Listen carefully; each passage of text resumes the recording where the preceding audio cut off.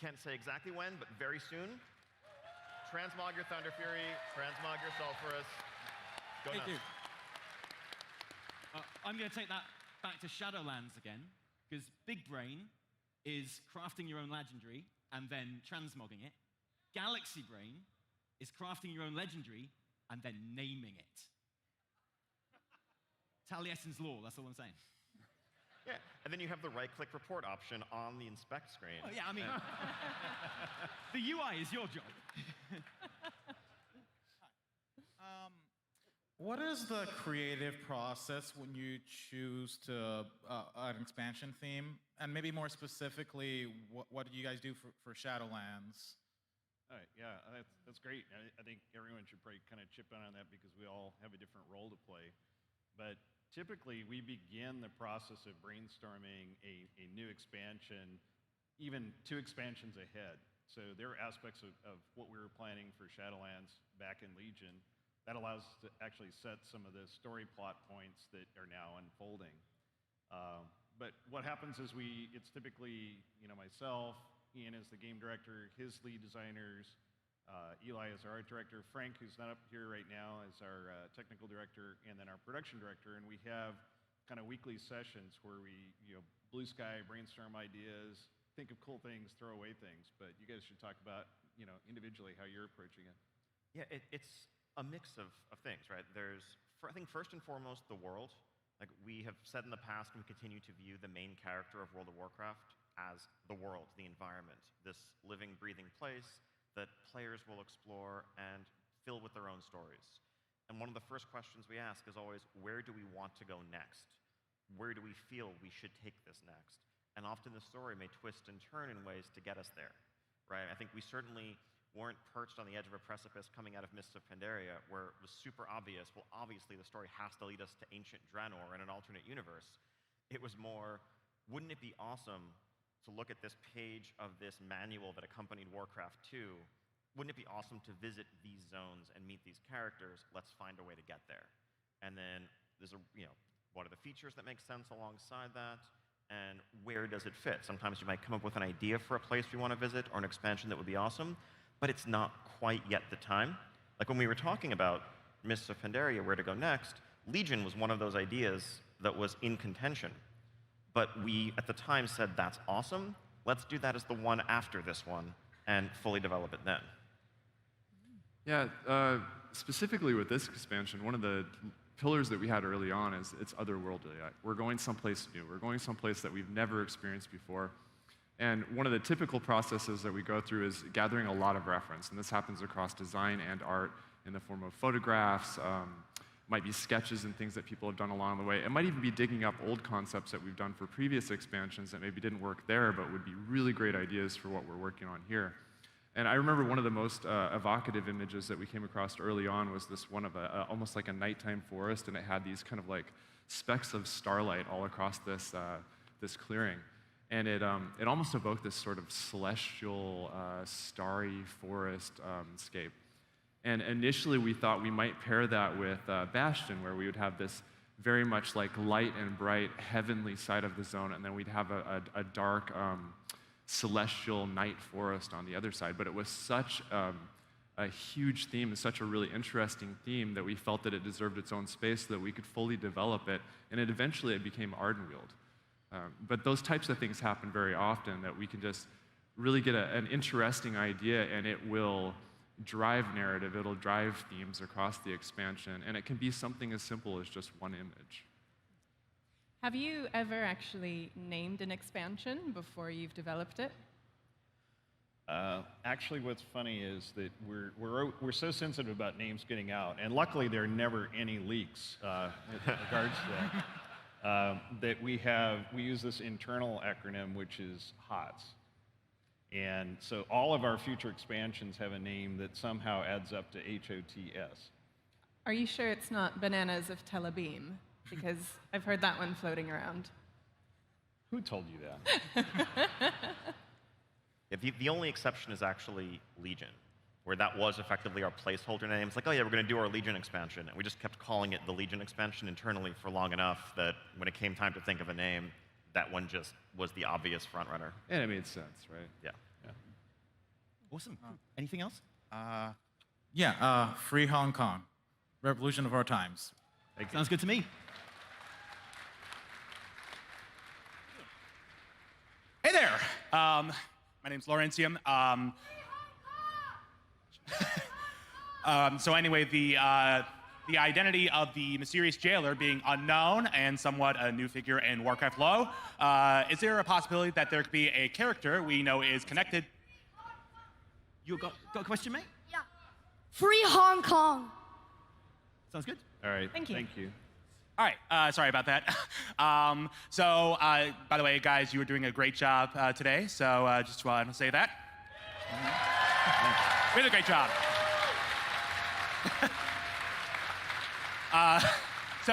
Basically, my question is regarding the identity of the mysterious jailer. Is he someone that we know who is connected to death, say, for example, Argus the Unmaker, or Argus the Unmaker, Muerzala, or maybe Helia? So it's really cool and interesting. So like as we're thinking about an expansion, as we're thinking about stories and all these kinds of things, we're always talking about the new stuff we're doing and new characters we have.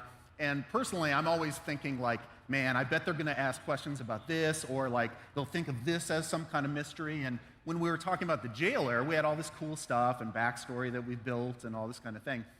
Honestly, it never occurred to me that someone might go, oh, is he someone we know? Because we just intended him to be this mysterious new figure. All right.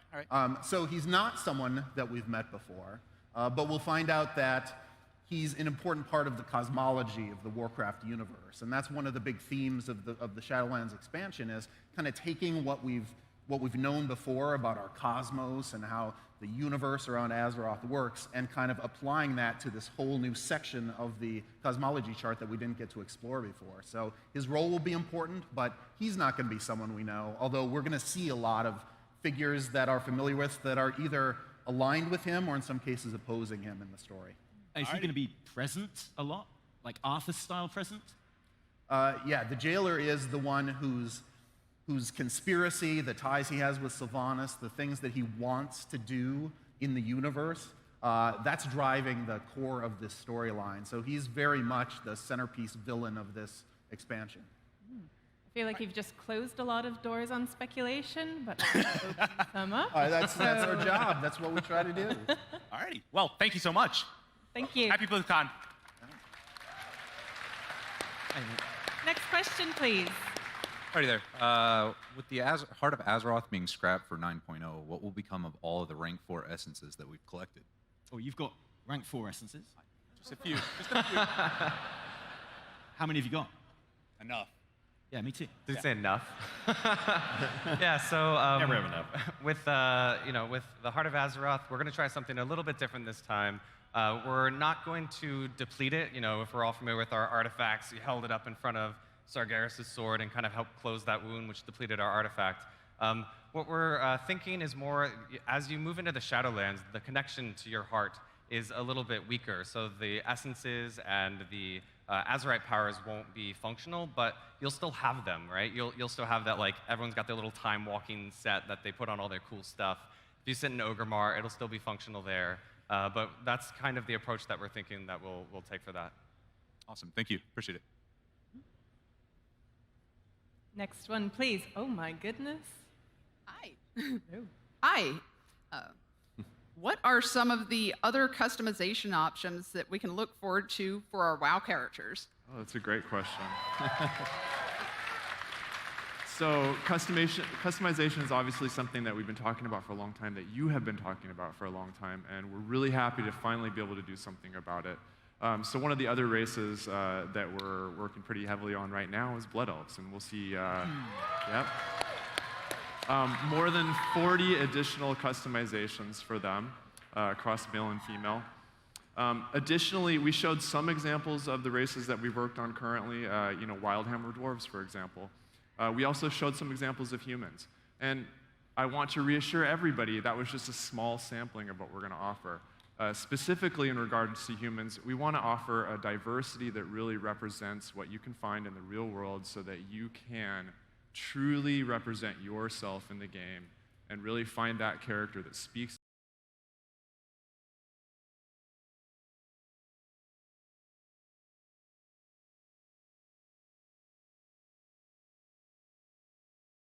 Let's talk. How about a Welsh option, where it's exactly the same, but they're just like a foot taller and cooler? Anything else? Alrighty, next. Ooh, It was awkward, but we did it. next question. I play on a pretty small to medium pop server, and it kind of makes it hard to get excited about Shadowlands because there's not very many people to play with sometimes, especially when we're trying to do Mythic or high-level PvP. Are we ever going to see any more realm connections or anything in that manner to help improve the experience of people who play on small to medium pop servers?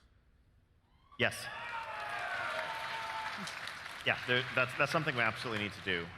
We have, the cross-realm grouping and all of that helps with a lot of our gameplay. Is not an adequate answer if you're looking to do Mythic raiding, if you want a server economy that can support that and other things. And I think we haven't taken a look at balancing out realm populations in the recent past, and it's something we need to do very soon. And I can't give you an exact timetable, but genuinely, it's a topic that I'm going to bring up with our server team and see what we can do within the next week when we get back to the office. I'll bring it up within the next week. Bring it up then. And then, wow. Sorry. Then we'll do it as soon as we can. Awesome, thank you very much. Meanwhile, half our server team has a heart attack watching this. Yeah, I think they just quit. Hi, guys. I have a question about the soundtrack for World of Warcraft. So when a new expansion pack comes out, we get this amazing soundtrack. And as the expansion pack continues to have new patches come out, we get exposed to new zones like Nazjatar, Mechagon, raids, and there's some really great music in there that isn't on the soundtrack. So have you guys ever considered releasing additional digital tracks, etc., as it unfolds? Because the soundtrack is purely digital now as well, right? So the short answer is we're absolutely working on that. That is something we want to do. We are going to do this not next week, but we will have this before before Shadowlands comes out, so that we can capture some of this music that we have right now in Battle for Azeroth. I don't know if you're going to love the soundtrack for Visions of N'Zoth. Some really crazy, ambient work. I don't know if you've seen some of the instruments that we literally built to make that soundtrack. But I'm so glad you asked that question. Yes, we're going to make that music available to you. We just got to figure out the best way to do it, but we'll do it. Great, thank you. Just plug it right into my brain, please. I love it. Can I take a quick poll? How many of you guys actually play with the music on? Honestly, sometimes I just go to Grizzly Hills and sit there, and it's like, it's my happy place, right? That's all very well and good, Evertel, but we all know that I'm not allowed to play with the music on, so I can hear you shouting at me when I'm standing in front. So I'm glad you enjoy it. Haven't heard it since Next 2012. question, please. I was just wondering, lore-wise, who won in Stromgarde and Darkshore? Yeah, so our war fronts for Battle for Azeroth, right? Well, the Battle for Azeroth is still going on, but we're talking about Shadowlands, so we're looking to the future. So, again, you can look at this as what's going to happen, but canonically, the Alliance comes out on top in Stromgarde and in Darkshore. Wait, so Steve.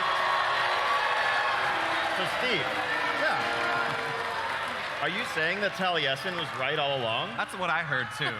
Taliesin was right. Are you saying that's canon? Well, Could you repeat that again? I don't think you heard it. Thanks, Steve. As much as it pains me to do something that makes you happy, Taliesin, Everything you do makes we've me got to do what's right for the story, and those are just some key old Alliance locations, and that's just what feels right for the world. Thank you very much.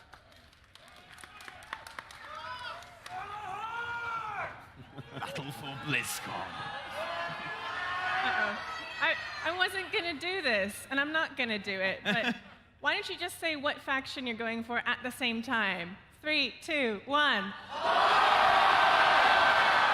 Yeah, me too. It sounded like our raid group chat. Hello. With the faction war settling down on both sides, would you consider... Come on. Would you consider loosening faction restrictions on grouping with your friends, perhaps using cross-faction communities, or mercenary mode to allow raiding with your friend groups? I promise this wasn't staged because the last 30 seconds could not have been a better setup for this question.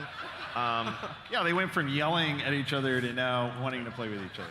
No, honestly, like, I understand you're trying to recruit to do hard content. You meet a friend who plays in the opposite faction. You want to play with them, and it would make things easier in many cases if you could. However, Alliance and Horde separation mechanically in game, that's just a pillar of what makes Warcraft Warcraft. Like, that's just what makes this universe what it is. And that division, it's part of why we have the competing cries of for the Alliance and for the Horde, right? There is some value to mechanical reinforcement of that division. And we want to look for ways to make sure that people have as many options of who they can play with, that people have options to fill out their raid rosters, and so forth. But Alliance and Horde uniting and formally grouping together and partying together is not in the cards, I'm afraid. I'm sorry. Is that the answer you were looking for? No. No. Thank you anyway. On the subject of loyalties, I've been wearing a really big eyeball on my head for quite a while now. And Wait, I've what, seen what a lot of eyeball? them. What are you talking about? I can't see it. You haven't seen it, no. And, I love it, obviously, because it shows my dedication to our tentacly overlord.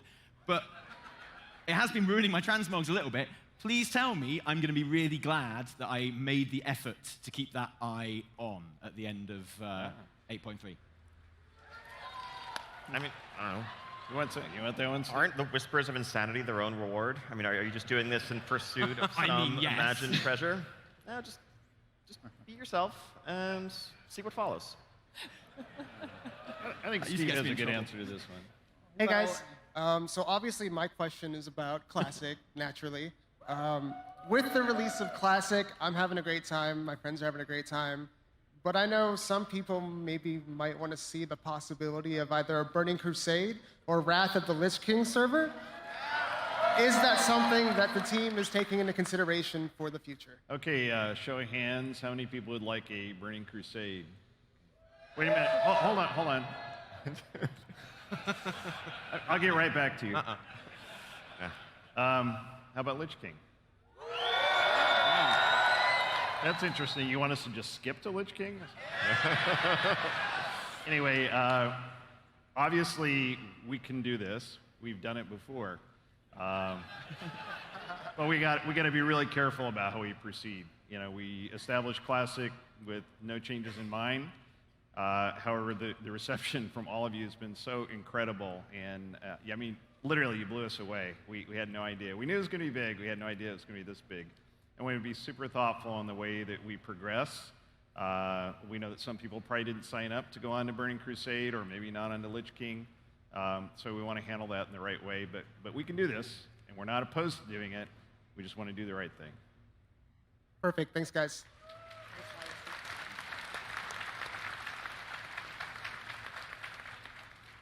Hey guys, after the Magar orc scenario, whenever we went to that, whatever happened to that alternate Draenor? And more importantly, are we going to run into the Lightbound, specifically Yrel, at any point in the future?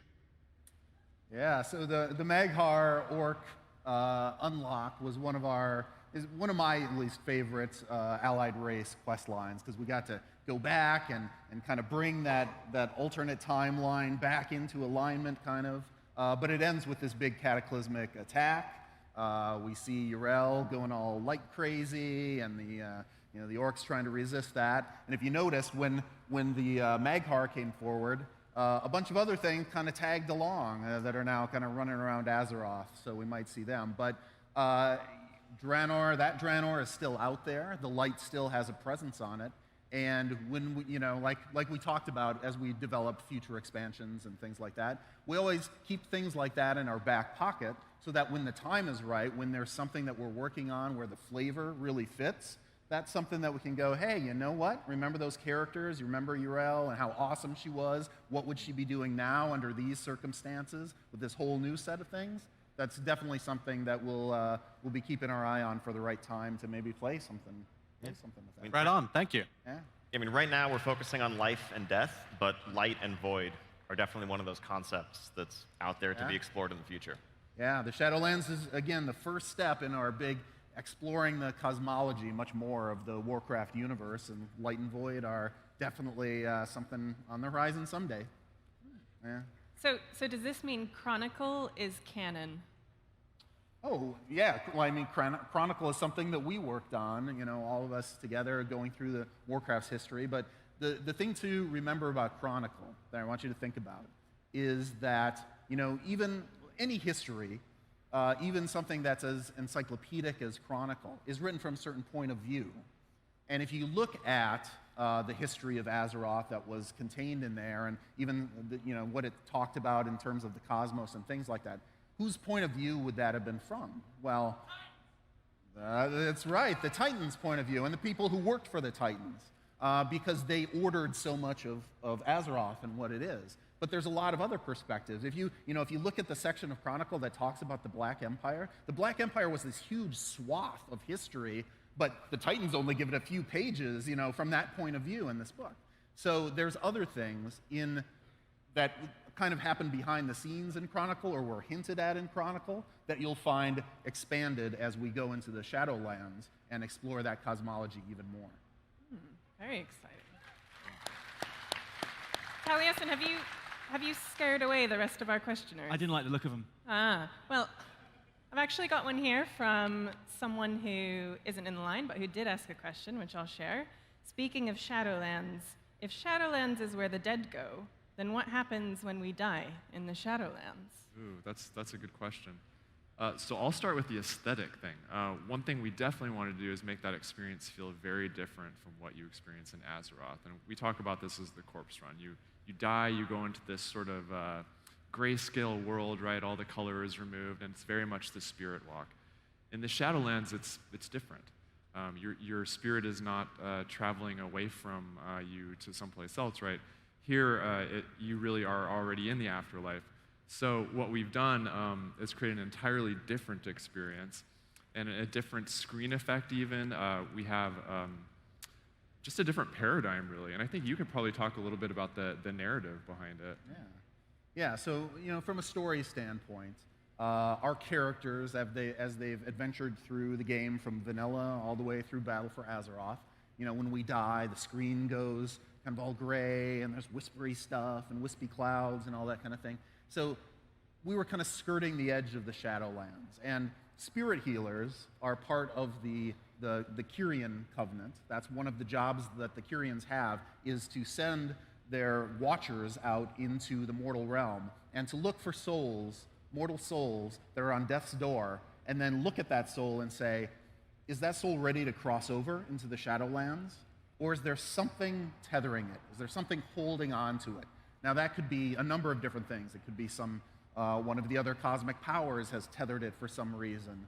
But in the case of our heroes, there's something else. It's our connection to Azeroth that's kind of tethering us. And so we always get nudged back into life.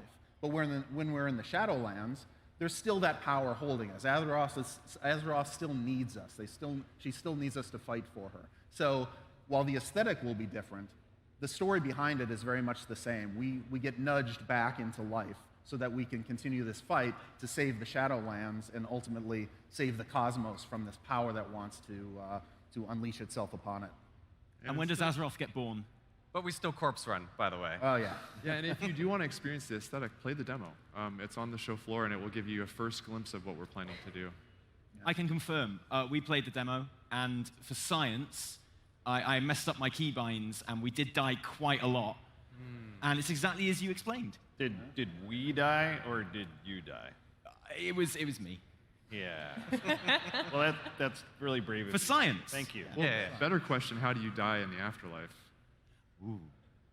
I was disappointed that I didn't appear in the Maw, in fact. And actually, I'd like to ask a question about the Maw, because we learned a lot more in the deep dive today, particularly about the Maw and the tower, which is the sort of gameplay center of that.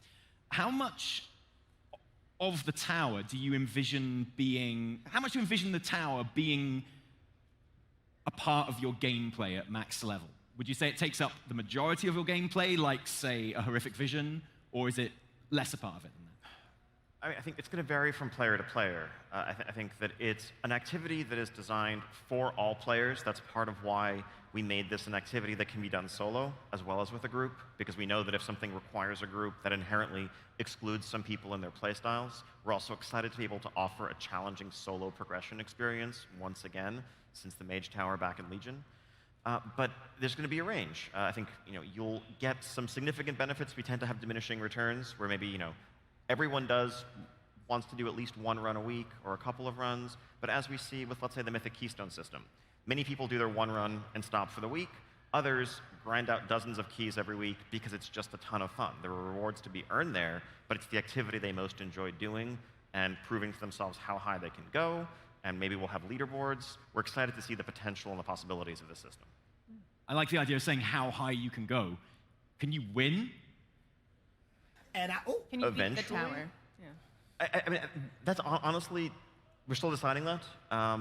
Right now, our thinking is that it is sort of an open-ended system, kind of like Mythic Plus. Like, theoretically, there's a maximum value entered in a database somewhere, but if you reach that, you're probably cheating, and we're probably going to ban you, because it's so far beyond what should be accessible. Because I think we want to make sure that no matter how good you are, there's always one step further to prove yourself against, to test yourself against. So the tower sounds great, but I have to admit my kind of core quest in Shadowlands is going to be to find out what the little owl people are in Bastion and befriend them. Yeah. And then cosplay as them, right? And then cosplay as them. That's always the next step. I believe the owl people are actually one of the soulbinds for the Kyrian Covenant. So if they're your jam, we got you. Yep. It's good to know.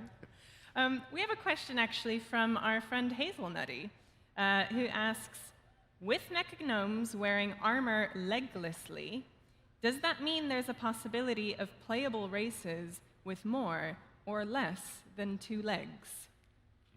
So the decision of playable races is always really particular to the story that we're telling.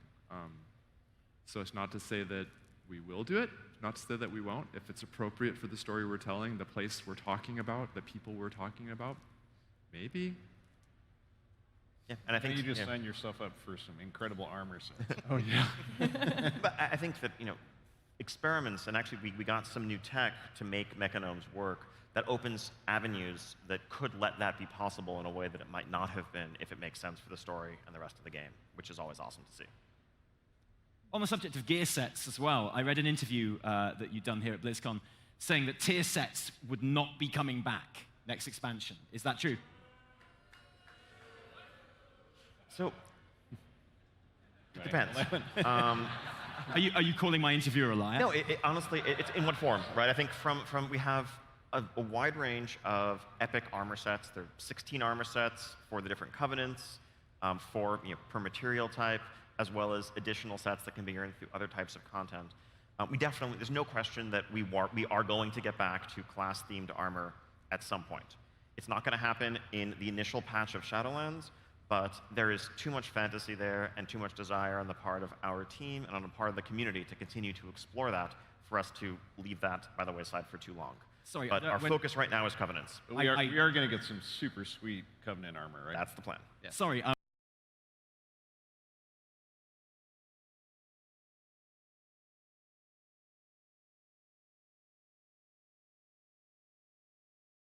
Leave that by the wayside for too long. Sorry, but our focus right now is Covenants. But we are going to get some super sweet Covenant armor, right? That's the plan. Yeah. Sorry. The challenge for us that also led to us moving away from them is having it feel like a long-term goal. I think that's what sets were when they were originally introduced in WoW, like 15 years ago. We can see literally today in Classic, people running Molten Core, trying to assemble their various might and other class sets. And that was a weeks-long, months-long journey that led to a sense of completion and satisfaction when you finally got there.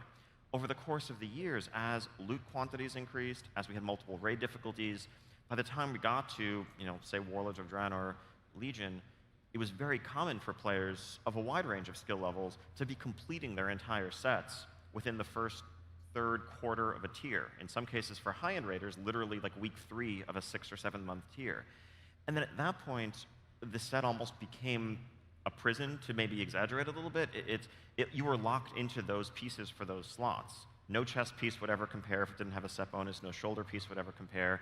And a good third of your character, if not more, was effectively off limits for the whole rest of the tier. That said, set bonuses are super exciting. And so I think delivering that goal that you can work towards, that changes the way your class plays from tier to tier, that's something we absolutely want to embrace. Just not necessarily in a way that it's a box that you tick a few weeks into a new raid tier and then never think about again. So where does that satisfaction come from in Shadowlands raiding? I mean, legendaries are going to be a huge source of it, is one of our thoughts. From climbing Torghast, figuring out what powers you want on the legendary and working towards crafting it and perfecting the item of your dreams, and then moving on to another one. And sets in other forms, we've had smaller 2- and 3-piece sets that we've continued to make throughout raids and dungeons, recently seen in the Mechagon dungeon and elsewhere. That's something we're going to keep doing. We want to continue to expand upon. We definitely have heard the feedback and very much so agree that their sets were a really big part of what made raiding compelling, right? There was something that you were constantly chasing. It was a unique reward from a raid, and that's something that we know moving into Shadowlands, we're going to look for opportunities there. You know, with legendaries, like Ian mentioned, they're a really big part of what we imagine you'll be wanting to chase in Shadowlands, and you know, professions and crafting those legendaries will be a part of it. And you know, example I love to use is when you got, you know, Sulfuras, that wasn't something that you only crafted. You had to go kill Ragnaros and get the eye to then craft that legendary weapon, right? That's a really cool thing that we could explore further. Cool, I'm looking forward to it. Because I think it's just sad in a way, because, you know, the raids in BFA were so good. Eternal Palace and Dazara Law are awesome raids. And, you know, sometimes I you know, help out heroic guilds when my mythic one is not available. And for the first time ever, this expansion, I only killed each final boss twice. And I was done. I had nothing else to be farming, which is a real shame, because those raids were awesome. We hope you'll have a reason to kill N'Zoth more than a couple of times. Yeah. So you're going to want to kill him more than a couple times. On that Since you never die, you're going to get a lot of opportunities. On that note, I'm aware that we have run a little bit over our time. This conversation has been brilliant. Thank you so much to our developers, to our people asking the questions, to all of you in the crowd as well today. I am really looking forward to continuing this conversation, answering the rest of these questions, and carrying on these conversations throughout BlizzCon today, throughout the community, and yes, on the forums, obviously. Have an amazing rest of the BlizzCon, guys. See you later. All right. Thank you all. Thank you. Thank you for attending World of Warcraft Q&A. Up next, Diablo 4 World and Lore.